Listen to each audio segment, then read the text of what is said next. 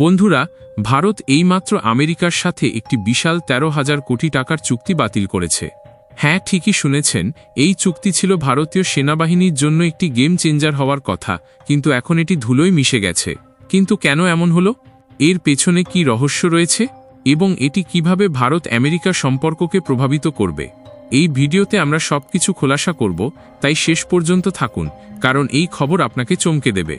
আমরা আজ কথা বলবো ভারতীয় সেনাবাহিনীর একটি সাহসী সিদ্ধান্ত নিয়ে, যা শুধু আমেরিকার প্রতিরক্ষা শিল্পের জন্যই নয়, বরং ভারতের নিজস্ব আত্মনির্ভরতার গল্পের জন্য একটি বড় ধাক্কা। চলুন ঝাঁপ দিই এই খবরের গভীরে।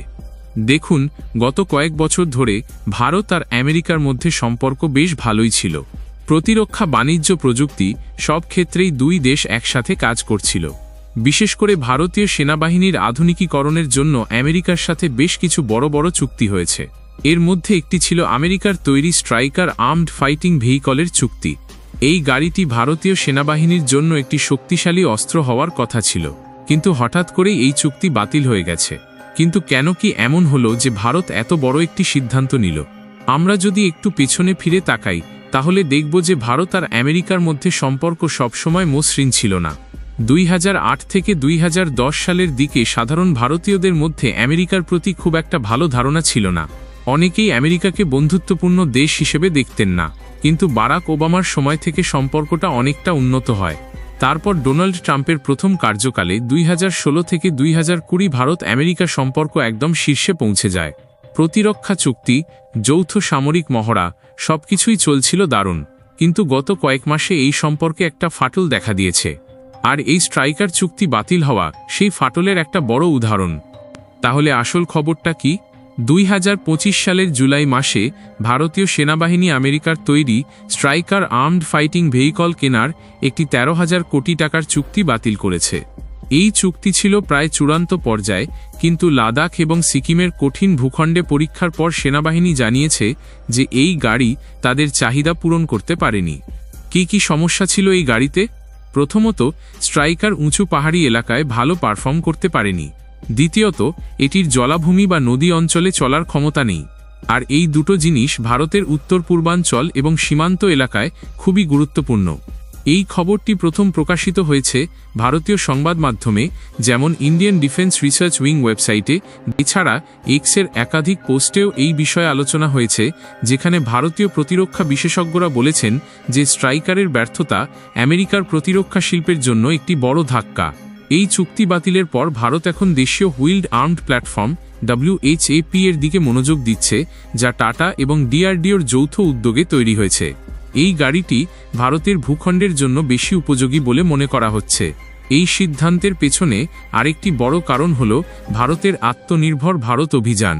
প্রধানমন্ত্রী নরেন্দ্র মোদীর নেতৃত্বে ভারত সামরিক সরঞ্জামে বিদেশের উপর নির্ভরতা কমাতে চায়। স্ট্রাইকার বাতিল করে ভারত স্পষ্ট বার্তা দিয়েছে যে তারা নিজেদের প্রযুক্তির উপর ভরসা করতে চায়। তবে কিছু বিশেষজ্ঞ মনে করছেন যে এই সিদ্ধান্তের পেছনে রাজনৈতিক কারণও থাকতে পারে। সম্প্রতি ভারত আমেরিকা সম্পর্কে কিছু উত্তেজনা দেখা দিয়েছে, বিশেষ করে ডোনাল্ড ট্রাম্পের দ্বিতীয় মেয়াদে।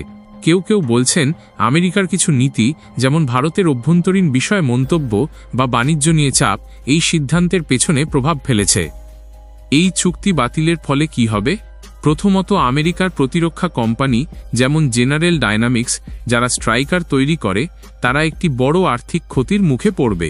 এই চুক্তি ছিল প্রায় $1.5 বিলিয়ন মার্কিন ডলারের, যা আমেরিকার অর্থনীতির জন্য একটি উল্লেখযোগ্য অঙ্ক। দ্বিতীয়ত, এটি ভারত আমেরিকা প্রতিরক্ষা সহযোগিতার উপর প্রশ্ন তুলেছে। ভারত এখন রাশিয়া, ফ্রান্স এবং দেশীয় কোম্পানিগুলোর সাথে আরও কাজ করতে পারে। তবে এই সিদ্ধান্তের একটি ইতিবাচক দিক হল ভারতের আত্মনির্ভরতার দিকে এগিয়ে যাওয়া। টাটার তৈরি WHAP গাড়িটি ভারতের কঠিন ভূখণ্ডে পরীক্ষিত এবং এটি সেনাবাহিনীর চাহিদা পূরণ করতে সক্ষম। এছাড়া এই সিদ্ধান্ত দেশীয় শিল্পকে উৎসাহিত করবে এবং হাজার হাজার চাকরির সুযোগ তৈরি করবে। তবে কিছু সমালোচক বলছেন যে এই সিদ্ধান্ত খুব তাড়াহুড়ো করে নেওয়া হয়েছে। তারা মনে করেন স্ট্রাইকারের কিছু প্রযুক্তি ভারতের জন্য উপকারী হতে পারত। আমার মতে এই সিদ্ধান্ত ভারতের জন্য একটি সাহসী পদক্ষেপ। এটি শুধু একটি চুক্তি বাতিলের গল্প নয়, বরং ভারতের নিজের শক্তির উপর ভরসা করার গল্প। আমেরিকার সাথে সম্পর্ক গুরুত্বপূর্ণ, কিন্তু ভারতকে নিজের স্বার্থকে প্রাধান্য দিতে হবে।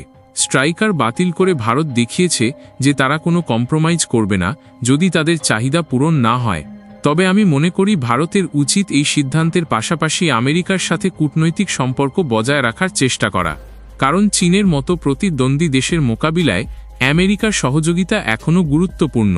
আরেকটি বিষয়, আমাদের দেশীয় কোম্পানিগুলোকে আরও উৎসাহ দেওয়া দরকার। টাটা এবং ডিআরডিও যে WHAP তৈরি করেছে তা যদি সত্যি সেনাবাহিনীর চাহিদা পূরণ করে তাহলে এটি ভারতের প্রতিরক্ষা শিল্পের জন্য একটি মাইল ফলক হবে। তবে আমাদের এটাও মনে রাখতে হবে যে প্রযুক্তির ক্ষেত্রে আমাদের এখনও অনেক পথ পাড়ি দিতে হবে। আমেরিকা বা রাশিয়ার মতো দেশের সাথে প্রতিযোগিতা করতে হলে আমাদের গবেষণা এবং উন্নয়নে আরও বিনিয়োগ করতে হবে। তো বন্ধুরা, এই ছিল ভারত আমেরিকা সম্পর্কে সর্বশেষ খবর। আপনারা কি মনে করেন? ভারতের এই সিদ্ধান্ত কি সঠিক, নাকি এটি আমেরিকার সাথে সম্পর্কে ফাটল ধরাবে? কমেন্টে আপনার মতামত জানান এবং ভিডিওটি পছন্দ হলে লাইক করতে ভুলবেন না। আমাদের চ্যানেলে এরকম আরও খবর পেতে সাবস্ক্রাইব করুন এবং বেল আইকন টিপুন। পরবর্তী ভিডিওতে আবার দেখা হবে। ততক্ষণ সুস্থ থাকুন, নিরাপদ থাকুন।